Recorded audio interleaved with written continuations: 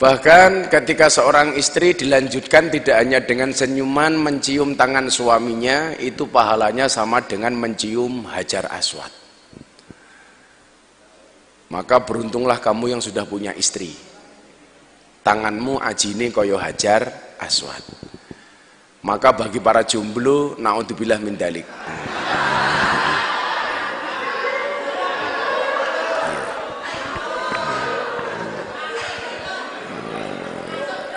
Bagi para jomblo, ya mohon maaf, tangannya belum bernilai seperti Hajar Aswad karena kelasnya mung cewek tok.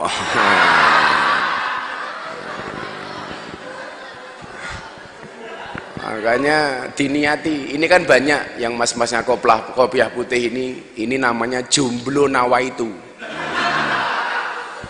Jadi nawaitunya nikah, tapi ya baru sebatas angan-angan. Karena yang hadir ini rata-rata wajahnya PHP. Apa itu PHP? Perjaka hampir punah.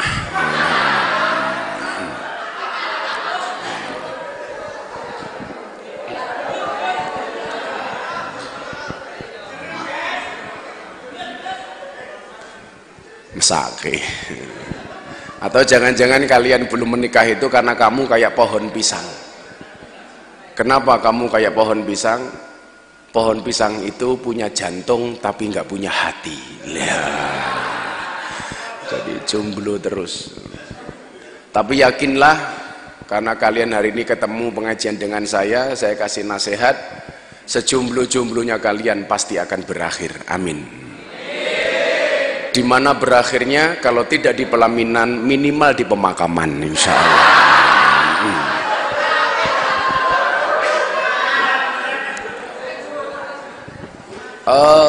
Apa ada dasarnya saya mengatakan orang bahagia itu hukumnya wajib? Apakah ada dasarnya saya mengatakan orang susah itu hukumnya haram? Ada. Salah satu dalil yang sering kita dengar itu apa? La takhaf wala tahzan. Ojo wedi, ojo susah. Ini dasar utama bahwa kita hidup itu tidak boleh susah, harus senang. La takhaf, jangan takut. La tahzan, ojo susah.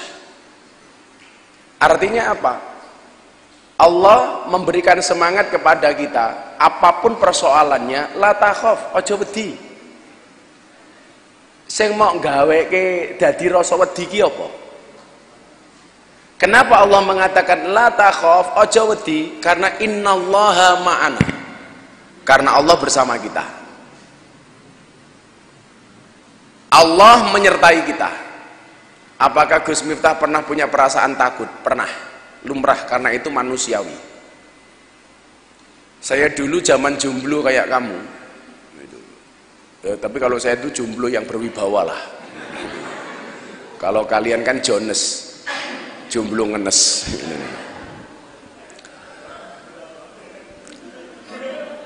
Dulu saya kuliah itu, kebetulan kuliah saya di IAIN, yang sekarang ganti UIN.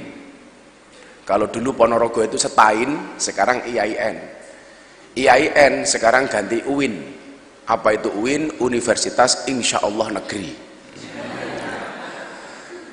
Zaman saya kuliah, Pak Saiful Hadi, saya itu paling miskin satu kelas.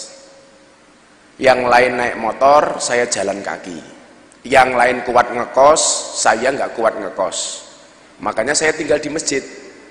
Waktu itu saya jadi James Bond, jaga masjid dan kebun. Mosok ya dadi apa? Dadi marbot, ora pantes toh. Mahasiswa kok marbot. James Bond, jaga masjid dan kebun. Lah celakanya lagi, masjid yang saya tempati itu masjidnya orang Muhammadiyah. Padahal saya dianggap orang NU. Gara-gara saya tinggal di masjidnya orang Muhammadiyah, saya kurus. Kenapa? Karena Muhammadiyah belas ratau ono selamatan.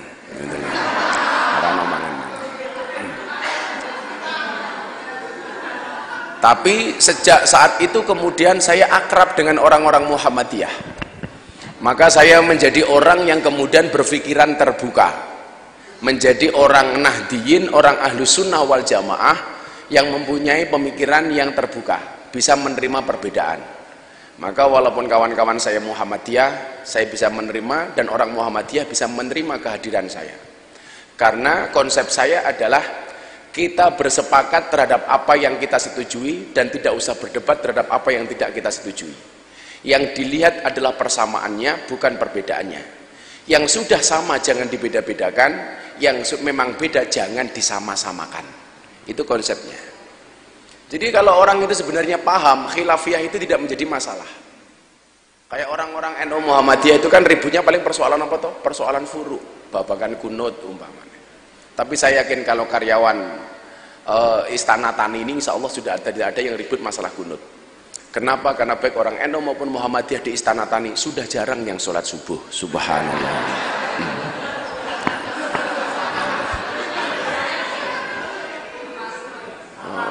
Apa mana sih jomblo-jomblo wae, was subuhane setengah pitu. Usolli ini ditambahi usolli fardhu subhi kawanan lillahi ta'ala. Lah, zaman saya kuliah itu nduk, saya pesimis. Barangkali satu kelas itu yang tidak punya pacar cuman saya tok.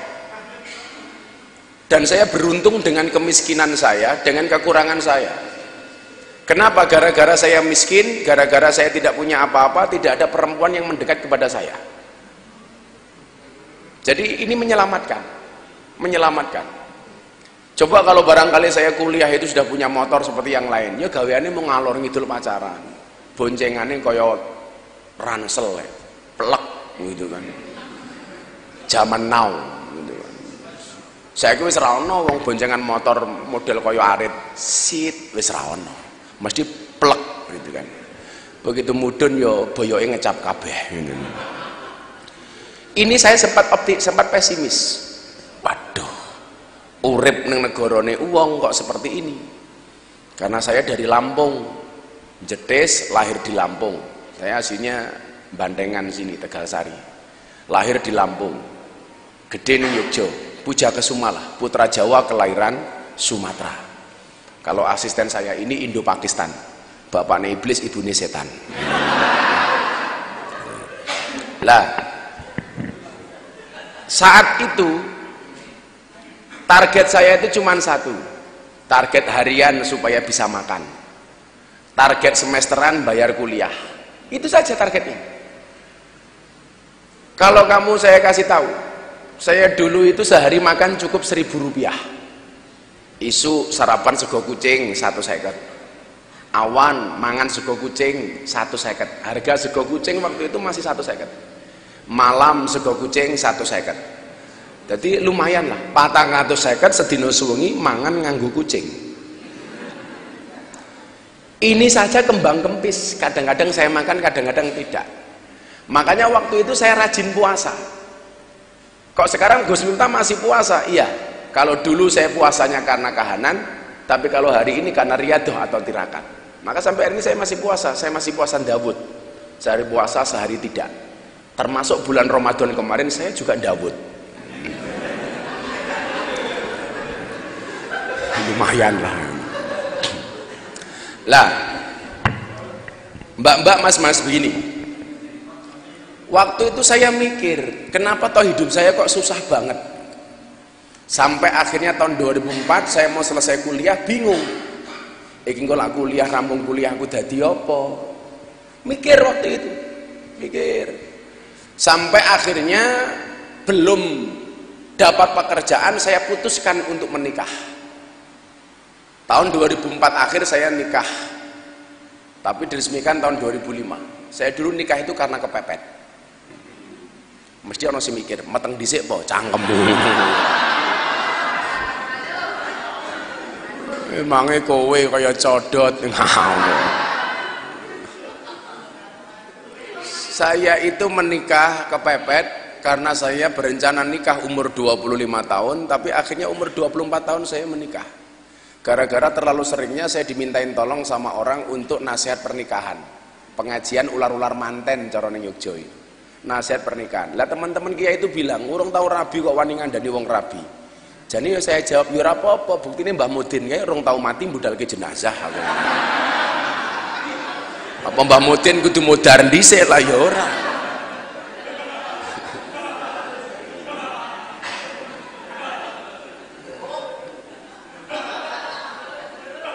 Cangkeme ngopo ya kayak gini. Lah, begitu saya menikah, itu pun saya diremehkan.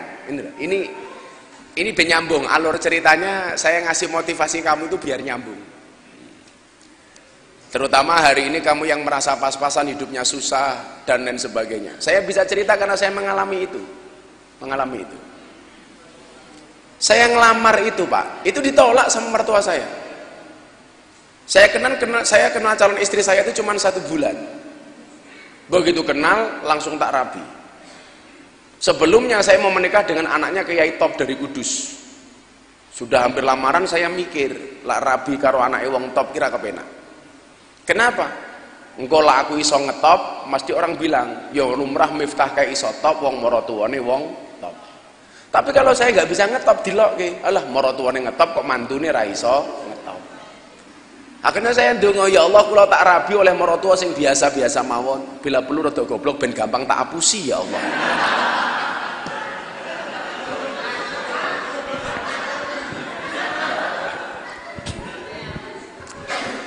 Akhirnya apa? Benaran saya menikah 2004 akhir. Saya menikah secara siri karena mertua saya nggak setuju, karena ibu mertua saya nggak setuju. Karena apa? Ketika saya lamar tuh bapak mertua saya bilang apa? Sampun gak ada pekerjaan mas, dereng. Sampun gak ada gaji mas, dereng. Dia bilang apa? Lak jenengan dereng nyambut damel, gaji rong duwe kok wani ngerabi anak kula. Sesuk anake panjenengan dipakani nopo? Saya langsung marah waktu itu. Heh, calon mertua, rungokno kupingmu. Kewagah langsung saya dalili apa yang saya sampaikan kepada mertua saya. Asyakku fir rizki, asyakku fir rozik. Orang yang meragukan rizkinya berarti meragukan sang pemberi rizki. Saya hidup di dunia karena diundang oleh Allah. Artinya apa? Panitia hidup saya adalah Allah. Soal anak istri saya besok makan apa, itu bukan urusan saya tapi urusan Allah. Jenengan jadi calon mertua kudu paham. Wong rabi niku mbukake dalan loro. Apa kuwi le? Siji dalan rezeki, nomor loro dalan bayi.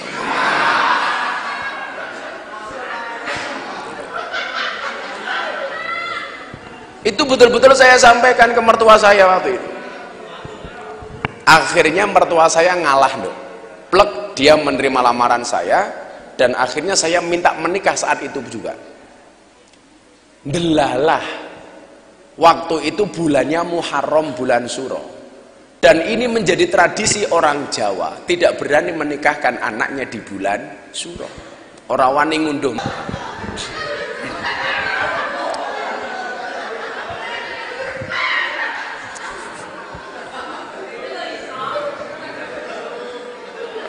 Kayak saya diwawancarai sama wartawan itu, Gus, kalau ngaji di lokalisasi sama mbak-mbak kafe seksi-seksi kayak gitu, apa Gus Miftah nggak pengen? Ya saya jawab, pengen. Terus gimana? Ngempet. Enggak, aku lara pengen, tanah aku ora normal bro ada. Enggak, saya bilang saya nggak pengen, nggak mungkin lah, nggak mungkin. Mbok Pak saya kula hati senajan jenggoten yo pengen no.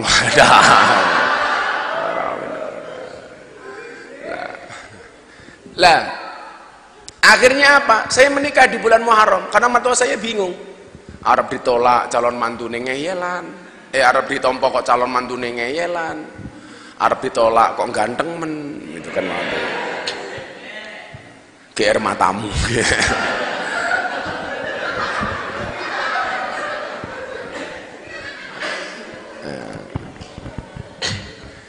Enten tisu mboten? Emang nggak ada mbak-mbaknya yang mau ngasih tisu aku? Iya.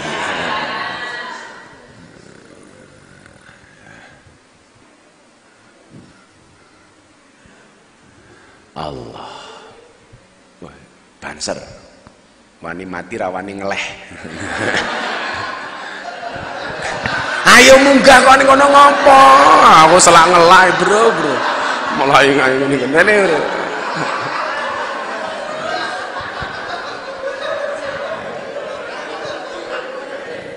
Bon ngeten mawon. Ya. Lho enggak. Jenengmu sapa? Ali. Muga-muga Mas Ali panjang umur. Wong sak donya mati, Ali urip dhewe.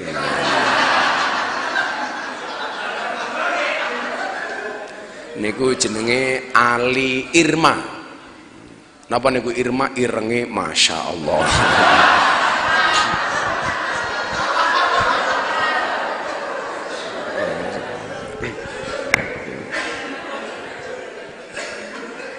Kula rasake kopi tenan apa ora? Bismillahirrahmanirrahim. Sangit.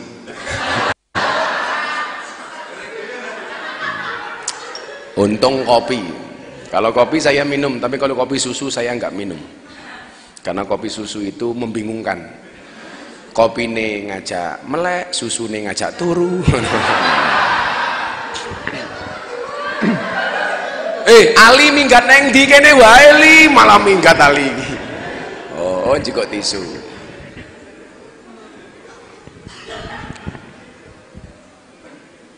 Kita sambut kedatangan Mas Ali dengan membaca la ilaha. Hari ini Mas Ali. Iki Ali ki rabi urung iki. Ali men rabi napa dereng? Oh dereng Mas Ali. Moga-moga bar pengajian karo Gus Miftah mulih langsung rabi. Amin. Ya rondo anak telu lah insyaallah. Iki Mas Ali.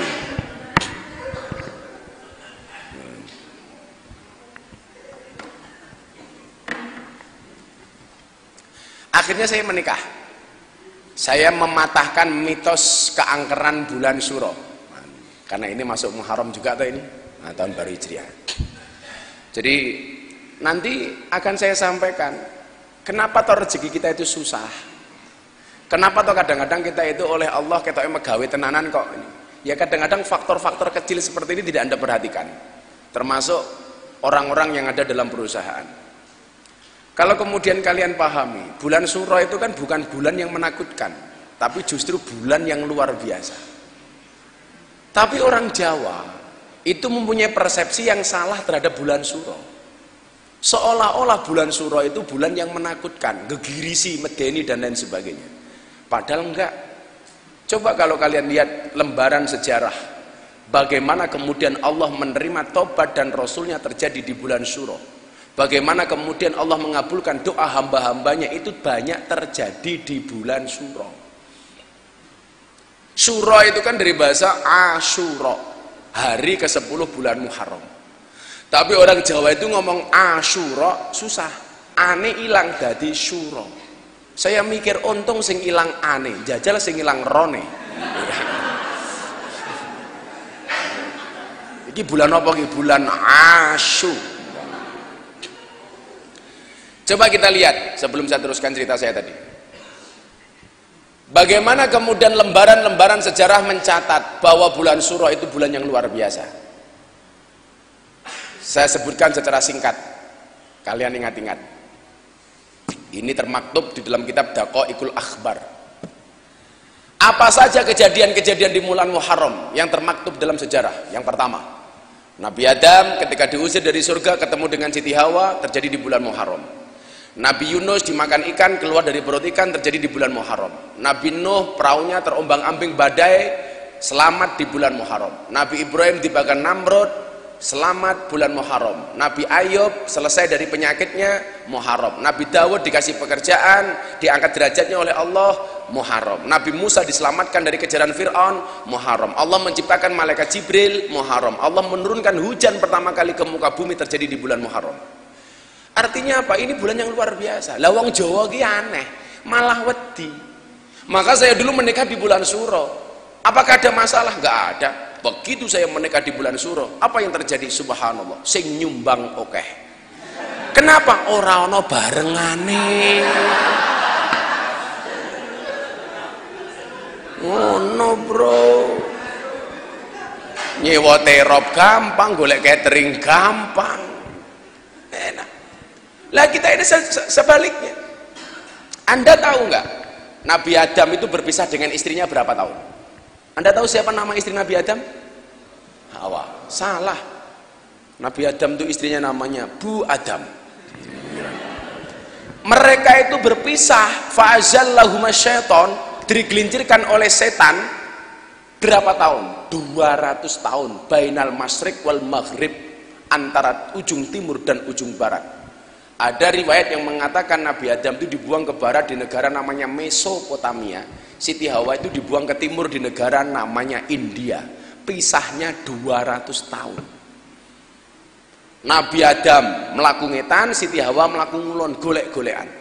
Dan ketika dikeluarkan dari dalam surga dalam keadaan telanjang. Padahal kalian tahu Nabi Adam itu tingginya berapa? Nabi Adam itu tingginya berapa? Sab'ina dhira'an, 70 dhira', padha karo 35 meter. Jajal wong kok dhuwure 35 meter. Pertanyaan saya, sarunge sepiro? Ayo.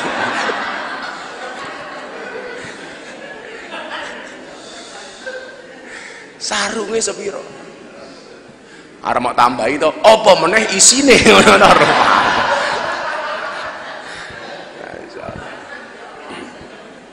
Lah, artinya apa? Allah itu sudah mengajarkan kepada kita untuk berikhtiar sejak Nabi Adam dikeluarkan dari surga. Ikhtiarnya apa? Saling mencari antara Adam dan Hawa.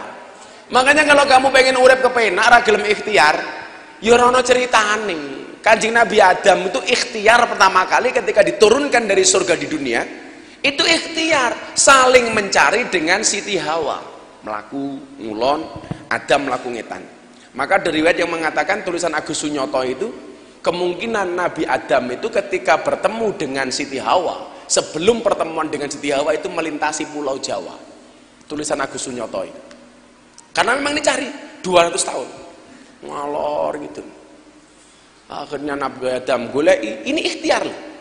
Dan ikhtiarnya tidak pendek Pak Saiful, 200 tahun. Artinya kalau hari ini kemudian kita dengan kondisi ekonomi sekarang kita menyerah, kita kalah dengan Adam. Kita tidak bisa mencontoh Nabi Adam alaihissalam. Kalau sekarang dolar sampai 15.000, saya masih yakin, saya masih optimis. Bukan berarti saya pro Jokowi, saya nggak ada urusan dengan Jokowi.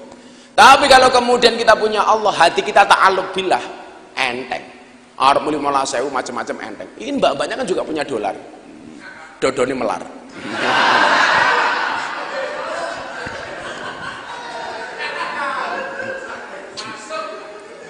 Masuk matamu.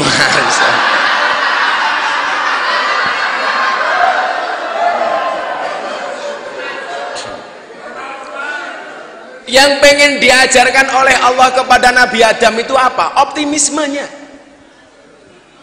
Sekarang begini, coba dijawab. Mas, Mbak, Pak Saiful dan kawan-kawan, coba Anda jawab. Anda tahu, orang berpuasa itu kan lemah. Orang berpuasa itu kan haus. Orang berpuasa itu dahaga. Kenapa dia bisa bersabar? Umpama Ali ki ngapusi iso poso awan mlebu kamar ngombe es teh, keluar dari kamar pura-pura poso lemes. Bisa. Tapi kenapa tidak ada orang yang melakukan itu? Jawabannya sederhana. Kenapa orang berpuasa itu walaupun dia haus, sabar, lemah, lesu, dia bisa bersabar? Karena orang berpuasa yakin adzan maghrib pasti datang. Nah, ya, karena orang berpuasa yakin adzan maghrib itu pasti datang. Artinya apa? Sebesar apapun masalah yang kita hadapi, kenapa kita harus bersabar? Karena kita yakin solusi dan jalan pertolongan dari Tuhan pasti akan datang. Gak mungkin enggak. Yen ono posone mesti ono bukone. Yen ono posone mesti ono bodone. Jadi kalau kayak hari ini kayak teman-teman masyarakat tanpa riba, Anda bersikukuh tidak menggunakan uang bank, yakin apakah Allah tinggal diam? Enggak. Wong Anda menjauhi perkara haram kok. Allah pasti kasih solusi. Carane piye? Manut karo aturannya Gusti Allah. Maka Ibnu Athaillah As-Sakandari mengatakan dalam kitab Al-Hikam, arih nafsaka minat tadbir. Bebaskan, istirahatkan dirimu dari ngatur. Kenapa? Karena semua sudah ada yang ngatur. Makanya motivasi saya ke anak-anak dunia malam itu saya bilang apa? Nak, bisa jadi hari ini dosamu sebesar kapal, tetapi ingat, pengampunan dan maghfirah Tuhanmu sebesar lautan. Harus yakin. Nabi Adam 200 tahun ngalor ngidul ngetan golek-golekan sampai nyanyi lagunya Via Valen barang. Sayang, apa kowe krungu golek. Siti Hawa gaul lho padahal.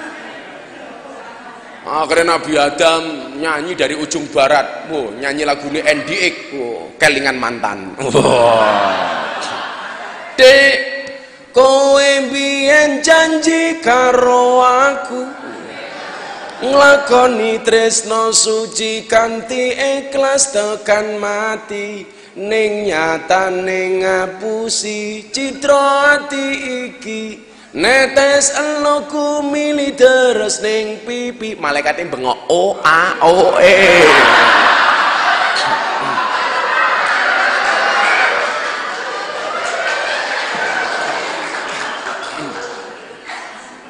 Ini ikhtiar lah. Jadi begini, apakah Allah itu tidak bisa kemudian menjadikan kita bahagia tanpa ikhtiar? Pertanyaannya gitu. Apa Gusti Allah kira iso ndadekake awake dhewe seneng tanpa ikhtiar? Iso.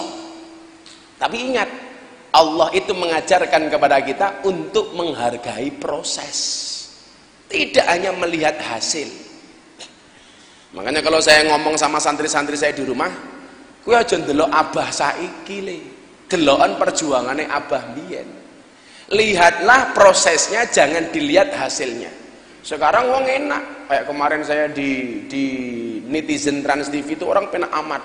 Yang dikritisi apa? Postingan saya di Instagram saya naik motor Harley, postingan saya makan, postingan saya ini dan sebagainya. Lah kowe ndelok saiki 8 tahun yang lalu Pak Saiful, jangankan saya naik motor Harley, arep tuku Vario iki lho rawani mergo ora duwe duit. Arep tuku Suprafit lho. Saya dulu menikah itu cuma modal Suprafit tak dol. Tak ijolke motor sing iso ngentut. Subhanallah.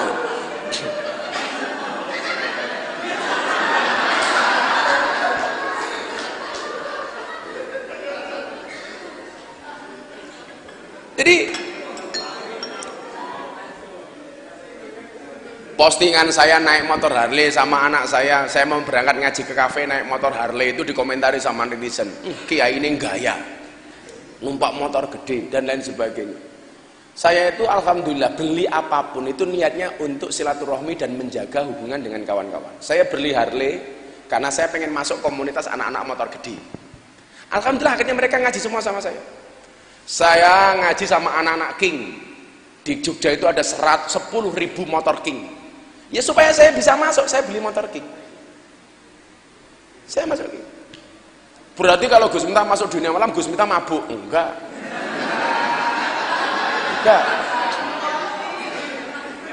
Saya itu ngerokok saja enggak, apalagi mabuk. Ayo delon Kiai NU Gus NU iki sing ora ngerokok sapa jarang. Karena orang NU itu kan ngerokok saja pakai dalil. Apa dalilnya? Ni'matul udud ba'da dahar.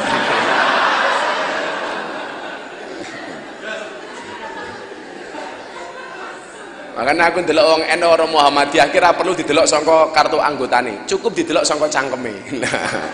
Lah cangkeme ana rokok NU.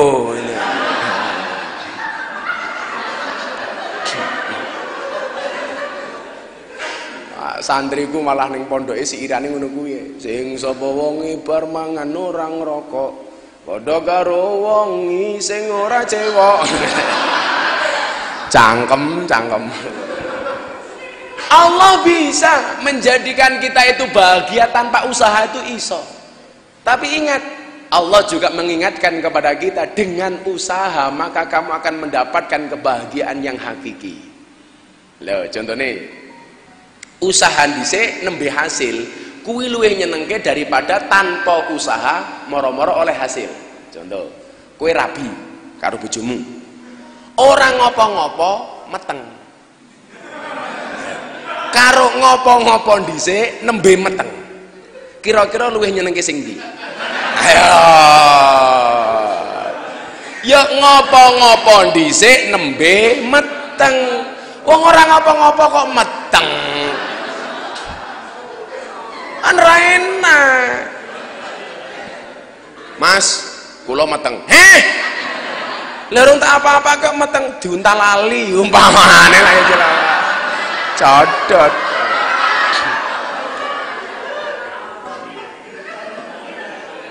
Jadi usaha dulu baru hasil itu jauh lebih nikmat. Jauh lebih nikmat. Ngopo-ngopo urung meteng, ngopo-ngopo meneh. Urung meteng bengoki meneh. Mah, cike-cike. Lah. Pengajian saya 5 tahun yang lalu di Ponorogo itu kan yang paling ngetren cike-cike. Yang pernah ikut ngaji saya mesti tahu cike-cike itu apa. Jadi saya ngaji di Taiwan, di kota Kaohsiung, diundang sama IWAMIT, Ikatan Warga Muslim Indonesia Taiwan. Selesai pengajian saya pulang ke hotel. Ono wong tua ngomong bahasa Taiwan, kan saya enggak dong. Wong saya bisa bahasa Mandarin kan cuma dikit-dikit tok. Dia bilang, cike-cike. Saya diam, Pak. Cike-cike. Akhirnya karena dibengoi saya jawab, yes, cike-cike. Padahal saya nggak tahu artinya apa.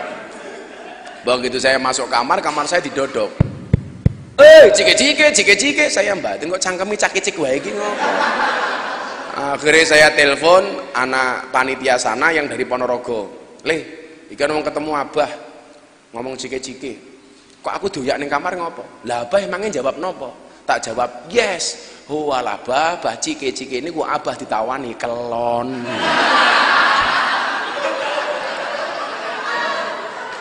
Lah aku lho radong, ya saya jawab cike-cike, yes. Jajal kalau saya tahu artinya cike-cike, oke.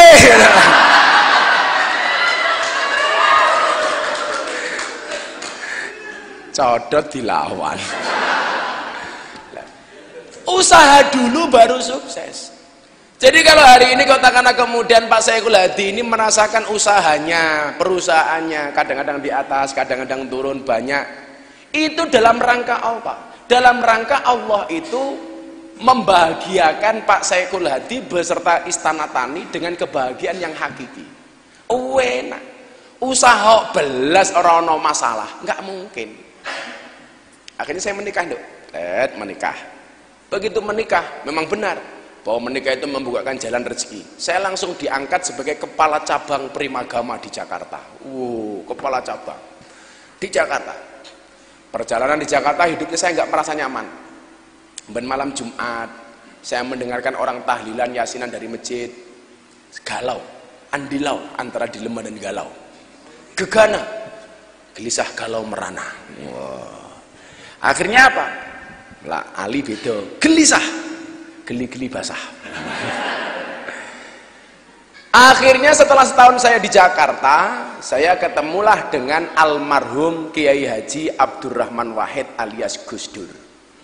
Setiap minggu pagi saya diperintahkan untuk tabarukan ke rumahnya almarhum Gus Dur. Jadi setiap minggu pagi seminggunya saya pasti ke sana tabarukan. Mbuh ketemu Gus Dur apa ora? Niat saya tabarukan. Lah, saya kemarin dapat tamu calon investor besar dari Amerika yang besok ngundang saya ngaji di bulan Januari di Texas dan Boston itu. Dia orang Nasrani. Dia mempunyai perusahaan, salah satu perusahaan besar di Amerika. Orang Nasrani, Mr. Chandra itu aslinya Jawa Timur, tapi beliau hidupnya di luar negeri. Dari Australia, dia punya anak, lahirnya di Australia, pindah ke Amerika. Dia itu penikmat YouTube saya. Setiap ada YouTube di Facebook pasti dia lihat. Akhirnya dia tanya, ketika saya pengajian masalah tabarukan, ini orang Nasrani, orang Nasrani. Maka kadang-kadang kalau orang Islam sendiri nggak paham tabarukan, saya sedih. Ini orang Nasrani itu paham. Ini sekarang orang-orang Islam sendiri nggak paham dengan tabarukan. Naudzubillah min dzalik. Bahkan mengatakan itu apa namanya, mengidolakan berlebihan, namanya apa? Kultus dan enggak. Kalau orang mengatakan tabarukan itu kultus, saya ngelus dodo. Dodone bojoku, ya Allah. Contoh yang saya sebutkan, saya itu bisa menerima ustadz manapun dari golongan apapun, insya Allah saya welcome. Bahasa saya apa? Wong lonte tak tompo pemenang ustadz. Tapi kadang-kadang ada pemahaman-pemahaman yang memang butuh diluruskan.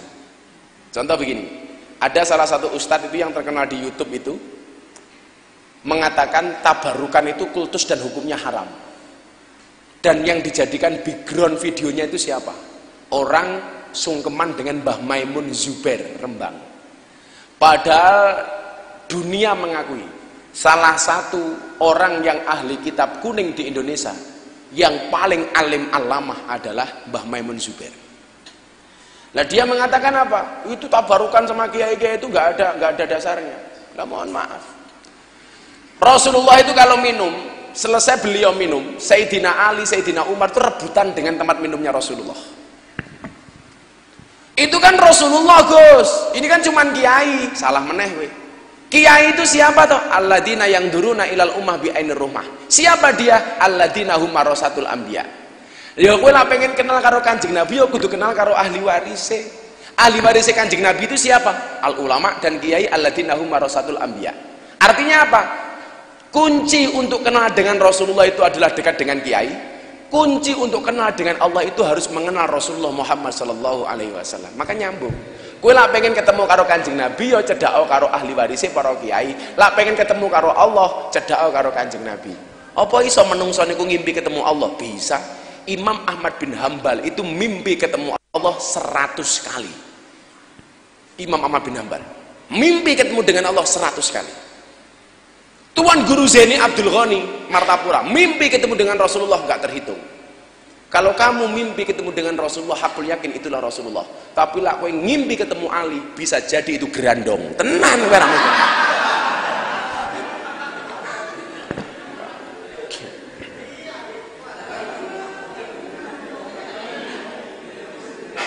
Tabarukan itu napa to Pak Sayo?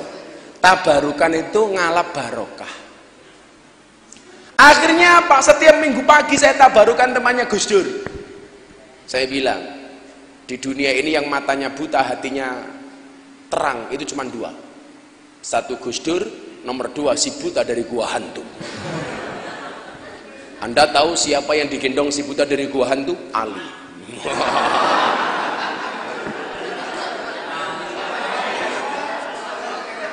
Oh, kliwon deng kayak kliwon munyuk ya munyuk, munyuk kok Ali. Sampai akhirnya apa? Beliau bilang, kowe iki ngopo ning Jakarta le? Kebetulan beliau mengenal abah saya. Nyambut damel kiai, kerjamu apa? Kepala cabang Primagama. Cukup, jane nggih mboten. Waktu itu nyuwun sewu. Kepala cabang Primagama tahun 2004, gaji saya berapa, Pak? 1.300.000. 1.300.000. Sampai saya nggak kuat ngontrak. Jadi kamar saya itu ruko, kantor saya itu atas sendiri, itu panas tanpa AC, untuk istri saya di atas. Makanya kalau saya itu mau poligami macam-macam, kelingan zaman perjuangan biyen aku rawani. Ya paling delik-delik lah.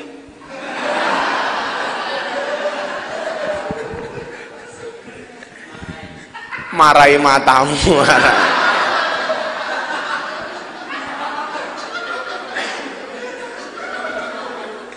Marahi kaya apa wae marahi. Gus Miftah bojone pinten? Alhamdulillah nembe setunggal. Nambah napa mboten? Nunggu takdir. Nah, kita nggak pernah tahu kok. Karena pernikahan nikah lagi itu lebih kepada takdir loh, daripada keinginan. Nyatane oke wong lanang wani tapi ra iso-iso. Sing cetha wong lanang iki kaya soda. Yen ketemu susu pasti gembira, kuwi wong lanang. Mila jenenge soda gembira.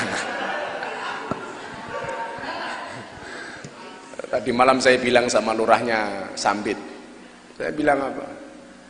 Bojo tuwek kuwi kaya Quran suwek, diwaca angel, diguwak dosa.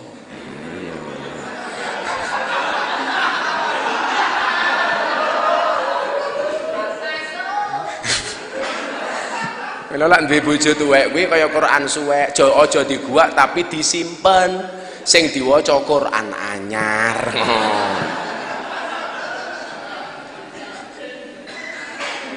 Langsung jerene Bu Lurah, "Bu, kiai ini asu ini."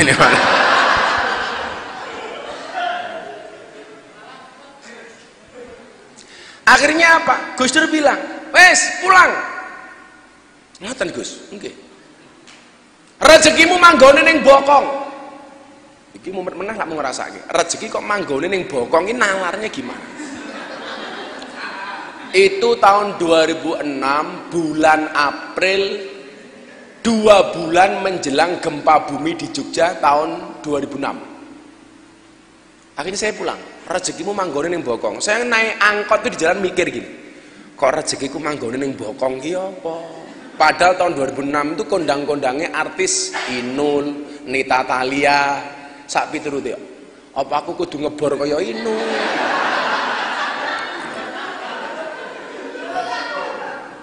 Kan waktu itu sing kondang kuwi kan goyang ngebor, goyang ngecor, goyang ngelepo, goyang ngaci, goyang ngecat, macam-macam.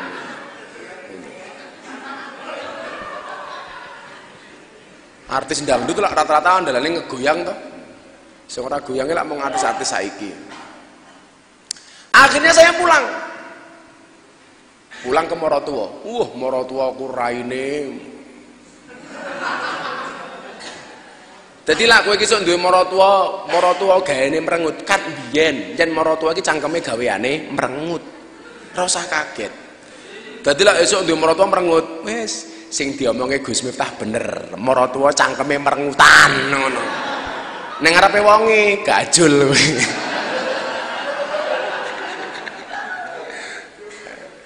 Akhirnya apa, Pak? Nggak enak belas.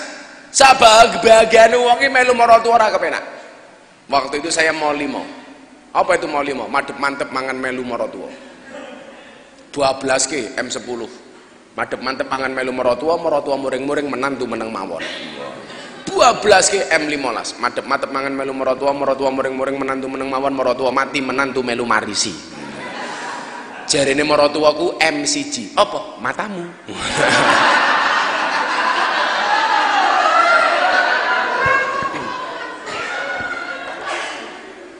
Begitu gempa bumi, rumah mertua saya hancur separuh, plek, tambah rekoso. Disitulah kemudian saya neko-neko. Aku lali karo dawe kitab hikam ini. Arih nafsaka minat tadbir. Bebaskanlah dirimu dari ngatur. Urip aja kakean ngatur. Soalnya urip wis ana sing ngatur, menungso urip kuwi sak madya nderek aturan. Ini kalau kaitannya dengan Allah. Makanya kenapa banyak orang berdoa minta diselesaikan masalahnya, tetapi tidak selesai masalahnya. Karena kamu tidak pasrah sama Allah, berdoa tapi karo ngatur Gusti Allah. Ini kuncinya. Padha karo jomblo-jomblo kuwi lho, ora duwe bojo-bojo ngopo? Lah ndongamu ngatur kok. Ya Allah, kula pengen duwe bojo sing modele ngoten iki lho. Oh. SDSB. Semok depan, semok belakang. Wah. Yen kula sawang-sawang modele kaya Isuzu Panther. Oh, ini sungguh-sungguh pantatnya bikin gemeter. Wah. Modele macan tutul, manis cantik jalannya mentul-mentul. Menawi mboten wonten cukup ingkang STNK ya Allah. Napa niku setengah tuwa ning kenceng. Iki lak ngatur to. Ngatur. Menawi sing STNK nggih mboten wonten cukup ingkang STMM ya Allah. Apa kuwi setengah tuwa meh modar ya Allah. Ini namanya ngatur sama. Maka memantaskan diri di hadapan Allah ini bahasa saya di YouTube enggak seperti ini. Bahasa saya apa? Pantaskanlah amalmu di hadapan Allah, maka Allah akan memantaskan hidupmu. Itu bahasa itu saya dengar pertama kali kapan? Bahasa itu gara-gara tahun 2006 itu saya kena gempa bumi. Parah itu kan gempa buminya, seperti di Donggala hari ini. Parah. Saya di pagi-pagi masih tidur habis subuh, gempa bumi banter banget. Setelah itu apa? Mergo pengen membahagiakan anak, istri dan mertua, saya utang bank, malah kena masalah. Maka saya benci banget dengan bank itu gara-gara itu. Saya pinjam uang, saya tidak pernah menggunakan uangnya dan saya ditipu sama orang. Wongnya rambayar, banknya bentino ngoyak-ngoyak. Jadilah Pak saya urusan karo bank, nyuwun saya. Wong gila arep pengen nawari utang awake dhewe. Ayo Pak, ning bank ana utang. Wah, raine semanis madu. Tetapi lah naguh. Alah, begitu nagih ngalang-alai Israel tak kandhani. Mbok tenang. Ngalang-alai Israel. Ini betul-betul saya rasakan. Terus Begitu saya ngaji kitab hikam dengan seorang kiai namanya Kiai Asrori di Melangi, disinilah kemudian saya menemukan jawaban apa yang disampaikan oleh Al-Maghfurlah Kiai Haji Abdurrahman Wahid. Rezekimu manggone ning bokong. Anda tahu, di dalam kitab hikam itu, ketika kita mengharap ridho Allah, rezeki dari Allah, itu jalannya ada dua, makom asbab dan makom tajrid. Aku kindolak usaha, gagal terus. Tapi kalau saya menjadi penasihat perusahaan, rata-rata perusahaan yang saya nasihati alhamdulillah jalan. Ini terakhir yang saya bawakan investor dari Amerika ini, dia menanamkan uang di perusahaan dia 300 miliar. Gara-gara apa? Belajar tabarukan dengan saya. Belajar tabarukan. Saya kasih tahu konsep tabarukan. Kemudian saya kasih tahu bahwa perusahaan ini anti bank. Saya kasih tahu aturan mainnya seperti ini dan lain sebagainya. Dari Amerika datang. Seminggu yang lalu setelah saya syuting hitam putih itu, dia ketemu saya di hotel Double Tree di Jakarta.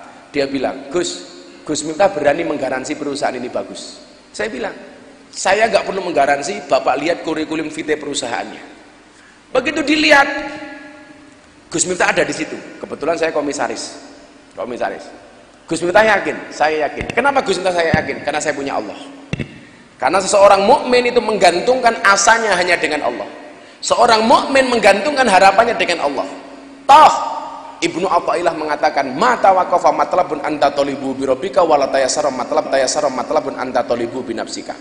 Tidak akan pernah terhenti satu permintaan ketika kamu gantungkan harapanmu kepada Allah, dan tidak akan pernah menjadi mudah satu permintaan kalau permintaanmu itu kamu gantungkan kepada kemampuanmu. Akhirnya dia apa? Berdiri, Pak.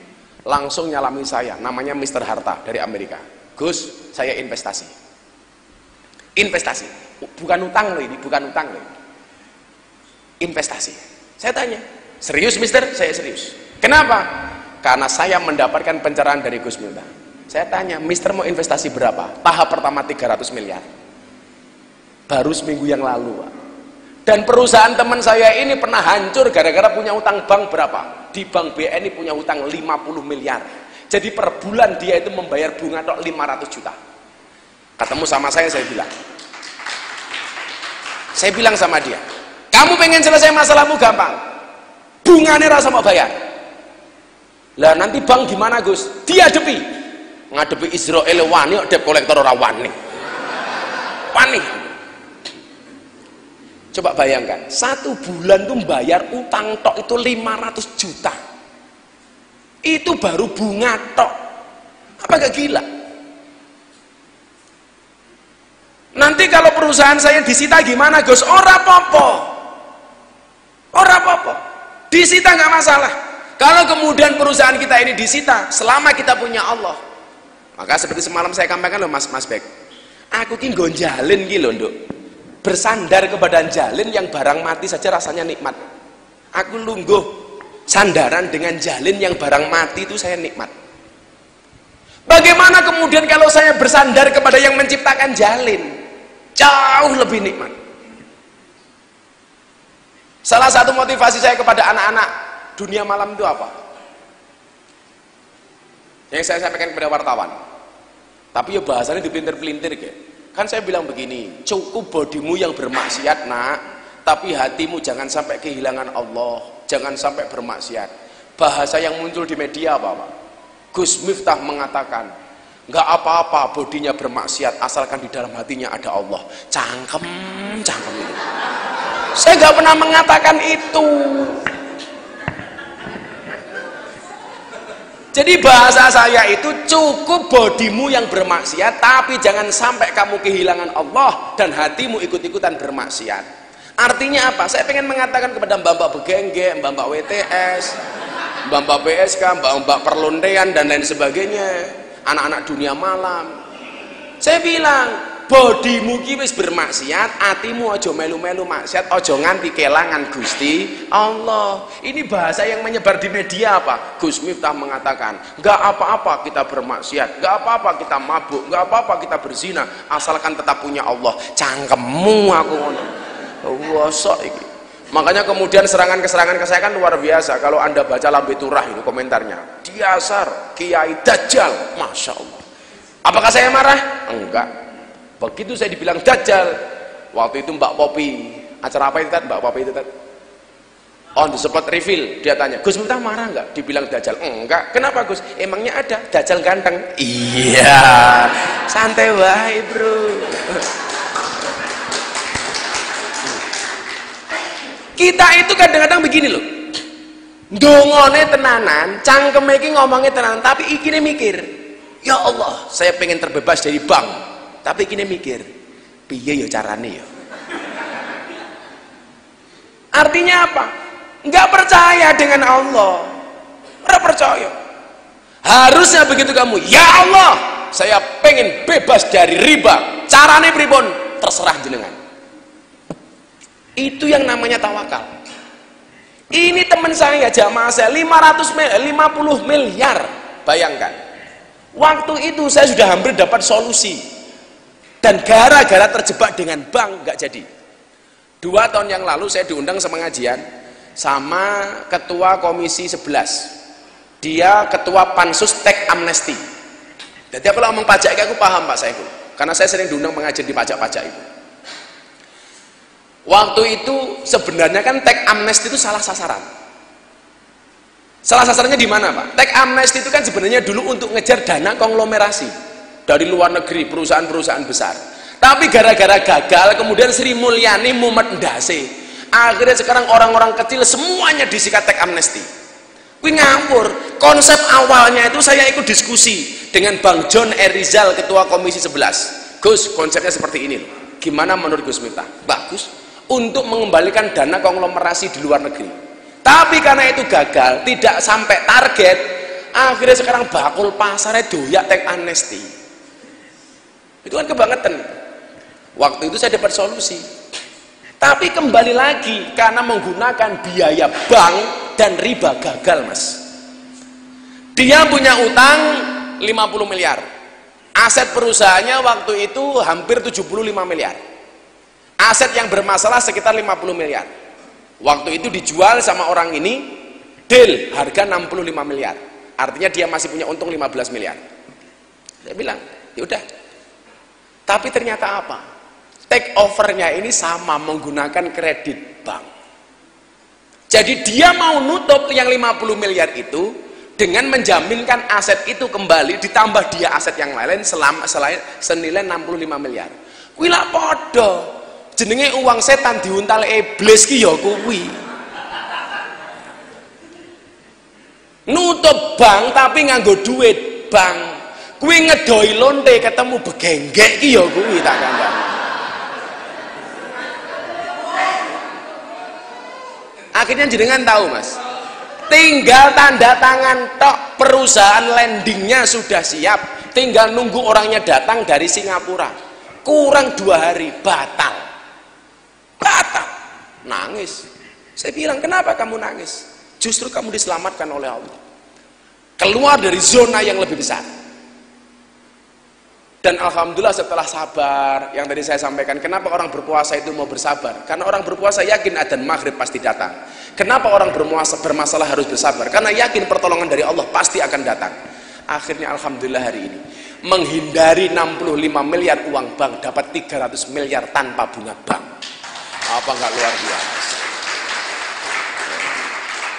Jadi kalau kemudian orang-orang itu ngomong macam-macam, wiradong. Maka hari ini yang perlu kalian lakukan apa? Dalam konteks ekonomi hari ini, pantaskanlah amalmu di hadapan Allah, maka Allah akan memantaskan hidupmu. Iki awake dhewe duwe masalah, barangkali apa? Karena hidup kita itu kurang pantas. Dievaluasi. Saya bilang, saya sering diskusi sama Ustadz Yusuf Mansur. Makanya coba kalau kalian lihat sekarang kan juara Ustadz Yusuf Mansur itu berbicara soal sodakoh, juara. Paling dia sekarang postingnya di Instagram itu, yuk di Lombok butuh bangun rumah tafid, silakan yang mau bersedekah. Udah nggak kayak dulu lagi. Kalau dulu kan ngeri bahasanya. Masih ingat pengajian-pengajian Ustadz Yusuf Mansur yang dulu? Kalian punya masalah, punya rasa sakit, punya utang dan sebagainya, sedekahkan semua hartamu, maka Allah akan membalasnya. Begitu banyak orang terprovokasi, delalah orang hasil. Dia di demo sama orang, Piye Pak Ustadz, aku melu omonganmu ora lunas utangku. Nah, kan banyak. Kan sempat banyak seperti itu. Dulu itu saya kalau nemeni Ustadz Yusuf Mansur itu kalau berbicara sedekah, kalian punya masalah, ayo kalian hari ini bawa apa? Sedekahkan, minta sama Allah. Buka Al-Quran, masalul ladina yunfikuna amwalahum fisabilillah, 1 diganti 700 kali lipat. Saya itu pernah menyaksikan Pak, orang punya pom bensin 7, yang 1 langsung dikasih, nyoh belum. Orang bawa Innova, sak BPKB ini, sak BPKB ini. Lawak murah mungkin, BPKB ini sini Pegadaian tuh soalnya. Begitu ini gagal, orang banyak demo ke Ustadz Yusuf Mansur. Padahal saya bilang ini cuma cara saja yang salah. Saya bilang sama dia, ad-dunya darul amal la jazaa wal akhiratu darul jaza la amal. Ini konsep dasar. Ini kembali ke tema kamu itu loh, memantaskan diri di hadapan Allah. Kalau bahasa saya, pantaskanlah hidup, pantaskanlah amalmu di hadapan Allah, maka Allah akan memantaskan hidupmu. Konsep awalnya begini, saya itu nggak nyaman, kowe ngopo sholat duha supaya rezekiku lancar. Sehingga apa? Tujuan dia sholat duha itu hanya untuk ngoyak rezeki. Kalau saya konsepnya apa? Sholli sunat duha rakaataini lillahi ta'ala. Ya lillah karena Allah. Wadene rezekine lancar, kuwi bonus. Tapi kalau kita sholat duha hanya ngejar rezeki yang lancar, yang kita dapatkan hanya rezeki tok, tidak akan dapat ridhonya Allah. Paham nggak? Kamu sedekah, yuk, kowe ngapa sedekah? Men oleh balen sing luwih akeh. Kuwi berarti ra ono bedane rupamu karo rentenir. Karo Gusti Allah kok hitung-hitungan, bajingan. Ora iso. Allah kok maca hitung-hitungan. Allah ki wis nantang, wa in ta'uddu nikmatallahi la tusuha. Kowe ngitung nikmate Gusti Allah ora bakal iso. Lha wong kok iso-isone sedekah nyemplungi piuk men oleh balen sing luwih akeh. Rentenir, Bro. Sama halnya ketika ada mbak-mbak WTS tanya sama saya, ayo Dok, mau Idul Adha kita berbagi hewan kurban. Mbak-mbaknya tanya, bah niki lak duit maksiat, hasil kula kerja ngoten niki. Lak kula melu kurban napa wonten pahalane? Jawaban saya sederhana, mohon maaf Dok, Gus Miftah bukan panitia pahala. Makanya jawabannya dalam kitab hikam itu apa? Man abadahu li syai'in, barang siapa menyembah Allah karena sesuatu atau menolak sesuatu, berarti dia belum paham dengan sifat-sifatnya Allah. Lawang soal rezeki lancar ki mergo mung duhane tok. Aku dunia Bill Gates kira sugih no. Oh Bill Gates kira tau sholat duha kok. Ayo. Iya enggak? Kudune Jack Ma kira sugih no. Saya ki Jack Ma sugih ra umum, orang terkaya di dunia nomor sekian. Yang dari Cina itu loh, yang kemarin diterima sama Jokowi itu loh. Jack Ma namanya. Coba, yang punya perusahaan Alibaba itu. Coba. Enggak. Kalau kemudian dilihat dari sedekahnya, ya kalah dengan sedekahnya orang Islam. Ini salah. Ingat, innallaha yu'tid dunya man yuhibbuh wa man la yuhibbuh. Dunia itu dikasihkan oleh Allah baik kepada orang yang disukai oleh Allah maupun tidak disukai oleh Allah. Jadi awakmu sholat duhamu mergo rezeki, salah bro. Orang yang tidak sholat duha tetap dikasih. Zubrek yang punya Facebook orang tahu sholat duha, sugih. Ayo, tahu pokoknya. Sekarang Bill Gates itu kalah dengan siapa itu yang satunya itu? Kalah. Orang terkaya di Indonesia, Bos Jarum. Tahu sholat duha? Orang tahu, sugih. Lah motivasinya itu loh yang salah, motivasi ketika beribadah. Harusnya apa? Kowe ngapa ngene? Allah. Kalau kemudian sudah disenangkan kepada Allah, enteng. Maka waktu itu, oh iya, iki aku yang salah. 2008 saya masuk TV. Waktu itu akhirnya saya dikontrak sama LaTV. LaTV itu TV One. Waktu itu TV One.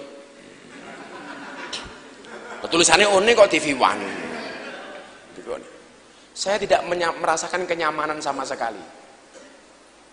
nggak merasakan kenyamanan sama sekali. Akhirnya abah saya waktu itulah telepon, "Le, pengen uripmu kepenak." "Nggih, Bah. Carane pripun?" "Pantesno amalmu." Saya pikir salatnya wis apik dan sebagainya. Salatmu wis apik, tujuanmu sing kudu mok dandani. Tujuanmu sing kudu mok dandani. Kowe ngopo tahajud? Allah. Kowe ngopo sedekah? Allah. Dan itu saya rasakan lompatannya luar biasa. Tahun 2008 saya belum punya apapun, beli motor saja nggak berani, ngontrak saja nggak berani. Tahun 2010 saya bangun sampai hari ini, alhamdulillah. Alhamdulillah. Karena ini kaitannya dengan usaha, saya sampaikan. Kalau pengajian umum nggak mungkin saya sampaikan.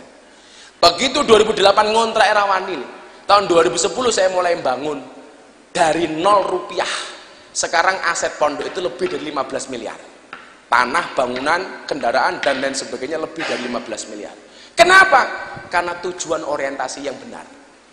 Makanya kalau kamu kemudian bertanya, "Kulo kedah pripun?" Jawabannya gue mau, pantaskanlah amalmu di hadapan Allah, maka Allah akan memantaskan hidupmu. Alhamdulillah aku ora duwe utang. Alhamdulillah aku nggak punya tanggungan apapun, dan saya nggak punya apapun kecuali punyanya Allah. Kayak saya besok tanggal 13 Oktober itu milad pondok. Saya harus mendirikan uang 200 juta. Tempat saya itu pengajian setiap bulan sekali yang hadir 10.000 orang. Sekali pengajian 50 juta, tanpa panitia, tanpa proposal, tanpa kotak infak. Tapi bisa jalan. Semua jamaah bisa makan. Kenapa? Karena langsung hati kita bersandar hanya kepada Allah, bukan kepada bank maupun rentenir. Naudzubillah. Jadi cara pahamnya seperti itu, Mas. Jadi jangan hanya kemudian kita mengatakan masyarakat tanpa riba, tapi orientasi kita dalam berdoa itu masih salah. Kesalahannya di sini. Saya kemarin ketemu sama Mas Sabtuari, yang jenengan bilang, ketemu Mas Sabtuari. Saya bilang, di dalam dataran teori, bagus bukunya dia itu. Tetapi kadang-kadang apa? Di dalam iktikad kita kepada Allah itu banyak yang salah. Kudune lah kowe iki, ya Allah kula manut kalih aturane panjenengan. Ini yang dimaksud dalam Al-Anfal ayat 2, wa ala rabbihim yatawakkalun. Tawakal. Wis. Didik meneh. Ana kiai senengane berburu. Ketemu macan ditembak, duwar. Macane ra mati. Tembak meneh duwar kebal. Akhirnya peluru entek. Gantian Pak Kiai dikejar sama macan. Wut ketemu jurang. Pilihannya mung loro. Bablas nyemplung jurang, balik diuntal macan.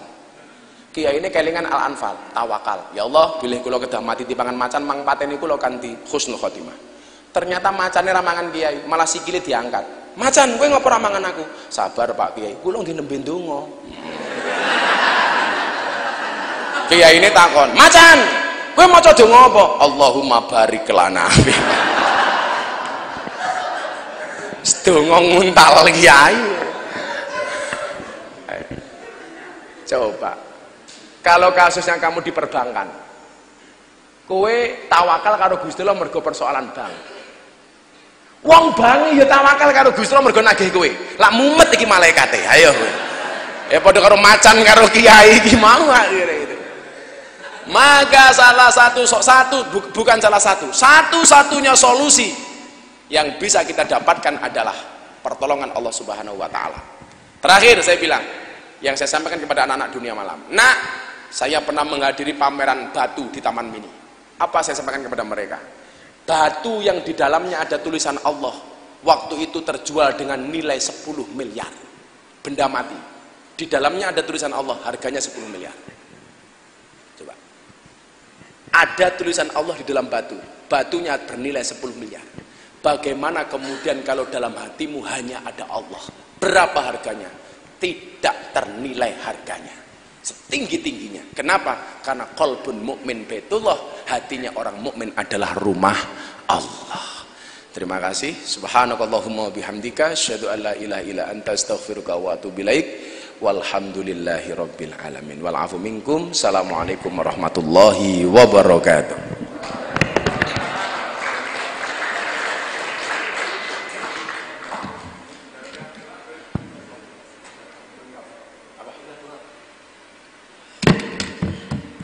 Bismillahirrahmanirrahim. Allahumma shalli ala sayyidina Muhammad wa ala ali sayyidina Muhammad walhamdulillahi rabbil alamin. Allahumma inna nas'aluka rizqan katsiran halalan thayyiban wasi'an mubarakan wa auladan salihan wa amalan mutaqabbalan bi rahmatika ya arhamar rahimin. Allahumma rzuqna istiqamah, Allahumma rzuqna bi ziyadatil ilmi wal rizqi wal ibadah. Allahumma rzuqna ziyaratal Makkah wal Madinah. Allahumma rzuqna dzurriyyatan thayyibah. Allahumma rzuqna ahlan sakinatan mawaddatan wa rahmah. Allahumma rzuqna bi alfi quwwah. Allahumma rzuqna bi alfi barakah. Allahumma rzuqna bi alfi karamah. Allahumma rzuqna min ahli sunnah wal jamaah. Allahumma rzuqna bi husnil khatimah wa na'udzubika min su'il khatimah wa adkhilna jannata mal abrar ya aziz ya ghafar ya rabbal alamin walhamdulillahi rabbil alamin.